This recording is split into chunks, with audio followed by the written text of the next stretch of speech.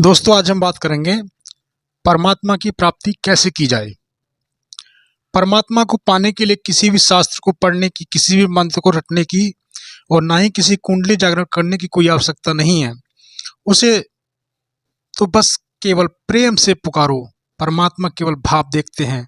सबरी 7 साल की थी तब वो मातंग ऋषि के पास आई। मातंग ऋषि ने उसे 10 साल की उम्र तक अपने पास रखा और कहा, अब मेरा समय आ गया है, मैं अपने धाम जाने वाला हूँ। तुम इस आश्रम को छोड़कर कभी मत जाना। मेरे इसी आश्रम में एक दिन श्री राम आएंगे, ये मेरा वचन है। सभी ने अपनी गुरु की बातों पर पूरा विश्वास था, इसलिए वो कहीं नहीं गई और इसी उम्मीद से वो आश्रम में ही रही कि एक दिन राम आएंगे। मेरे इस गुरु का वचन कभी झूठा नहीं हो सकता, एक दिन राम अवश्य आएंगे। इस इंतजार में सबरी की उम्र 80 साल की हो गई। प्रभु भी अपने भक्त की प्रेम की परीक्षा लेते हैं। सबरी ने न ही कोई श्लोक रटा, न ही कोई मंत्र, न ही कोई शास्त्र, न कोई वेद, न उपनिषदों का ज्ञान था। वह केवल न कुंडी जागरण का ज्ञान था, वह केवल अपने गुरु के वचनों पर ठोस विश्वास था कि राम आएंगे। और एक दिन वो शुभ घड़ी आ ही गई कि मेरी झोपड़ी के भाग खुल गए और राम आ गए। सबरी के झूठे बेरों को राम ने बड़ी खुशी से खाया। परमात्मा को पाना है तो सुख और आनंद के अंतर को समझना होगा। परमात्मा का जब भी ध्यान करें, पूर्ण समर्थन के साथ करें, उसे गुणवत्ता का समय दें, ईश्वर की कृपा के लिए धैर्य को समर्पण भाव बनाए रखें। अपने मानव जीवन का एकमात्र उद्देश्य आत्मा का साक्षात करना है और जिस व्यक्ति का आत्मा से साक्षात हो गया वह परमात्मा के दर्शन भी कर लेता है। आत्मा और परमात्मा एक ही तत्व के दो नाम हैं। आत्मा का परमात्मा का ज्ञान, परमात्मा का परम रूप। साधारण इंसान परमात्मा को अपने से अलग समझता, परंतु परमात्मा और आत्मा अलग अलग नहीं है, बल्कि एक ही परम तत्व के दो नाम हैं। सिर्फ अंतर इतना है कि परमात्मा आत्म रूप है और आत्मा स्वरूप है।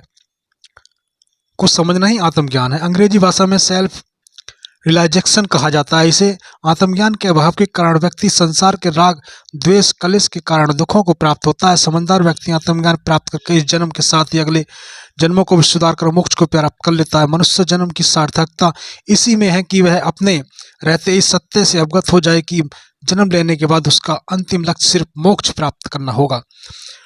धर्म शास्त्रों में मानव जीवन के विषय में कहा गया कि भवसागर को पार करने के लिए एक नौका के समान है। इस देह में जो जीव आत्मा का निवास होता है वह परमात्मा से जुड़ी होती है। आत्मा को पहचानना ही आत्मदर्शन है। परमात्मा का अलग का परम रूप। साधारण इंसान परमात्मा को अपने ऐसे अलग समझता है, परंतु आत्मा और परमात्मा अलग अलग नहीं है, बल्कि एक ही परम तत्व के दो नाम हैं। सिर्फ अंतर इतना है कि परमात्मा आत्म परम रूप है और परम आत्मा एक संपूर्ण विराट। आत्मा को परमात्मा हम जल की एक बूंद और अथाह समुद्र के रूप में समझ सकते हैं। आत्मा उस परम तत्व की एक बूंद है और परमात्मा उस परम तत्व का अनंत लहराता हुआ समुद्र।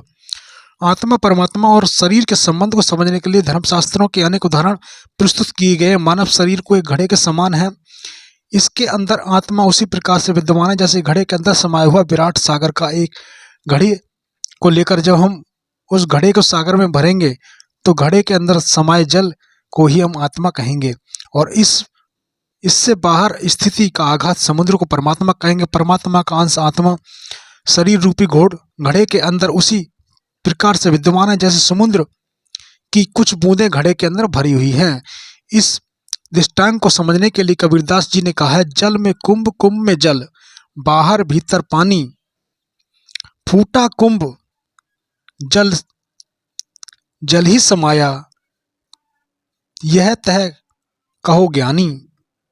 अपने शरीर को यदि हम एक घड़ा मान लें तो हमारी इंद्रियां, मन और अहंकार और मोटी दीवारें हैं। जिस क्षण किसी भी कारण से घड़े की दीवार टूट जाती है उसी समय मनुष्य की आत्मा परम तत्व में विलीन हो जाती है। संसार में कुछ भी है, चाहे वह सूक्ष्म या स्थूल है, सब परमात्मा का ही है। परमात्मा रूपी ऊर्जा के बिना ब्रह्मांड का संचालन असंभव है। पूरे ब्रह्मांड को एक ऊर्जा ही चला रही है। धर्मशास्त्रों में शरीर और आत्मा को कारावास कहा गया है। शरीर त्याग के समय शरीर बंधनों से जकड़ी हुई आत्मा को दशा सांप छूकर जैसी होती है, क्योंकि शरीर का बंधन मोह आत्मा उस शरीर को आकर्षण करता है। जब शरीर उस आत्मा को संभालने के लायक नहीं रहता तो व्यक्ति आत्मा शरीर को कारावार छोड़कर बाहर निकलती है, जिसे मृत्यु कहते हैं। किसी भी व्यक्ति की मृत्यु या दुनिया वाले उस व्यक्ति का अंत मान लेते हैं। मृत्यु अंत नहीं प्रारंभ है। धर्मशास्त्रों के अनुसार मृत्यु अंत नहीं प्रारंभ है, इसलिए अच्छे कर्म हमेशा करते रहना चाहिए। आत्मा अजर अमर अविनाशी है, जो ईश्वरीय विधान के अनुसार पृथ्वी पर विभिन्न योगियों में जन्म लेती है। मनुष्य जन्म लेने के बाद आत्मा का परम उद्देश्य मोक्ष की प्राप्ति है। यही एक कड़वा सच है। प्रत्येक दिन मनुष्य हमें मृत्यु की ओर सरका रहा है। सारा संसार धीरे धीरे मृत्यु की ओर सरक रहा है। समय से जाग जाए मनुष्य, यही सार्थकता है। गरुड़ पुराण एवं गीता के धार्मिक ग्रंथों में अध्ययन से व्यक्ति को अपनी आत्मा से संबंधित तत्वों का बोध होता है। गीता के उपदेश में श्री भगवान श्री कृष्ण ने कहा है, आत्मा का अंत नहीं होता, यह सिर्फ सर्वरूपी वस्तु बदलती है। आत्मा परमात्मा के अस्तित्व को समझना है तो यह जानना अवश्य होगा। आत्मज्ञान के बिना विषय में कबीरदास जी भी कहते हैं, आत्मज्ञान बिना सब सूना, क्या मथुरा क्या क्यासी। इसलिए आत्मज्ञान को जाने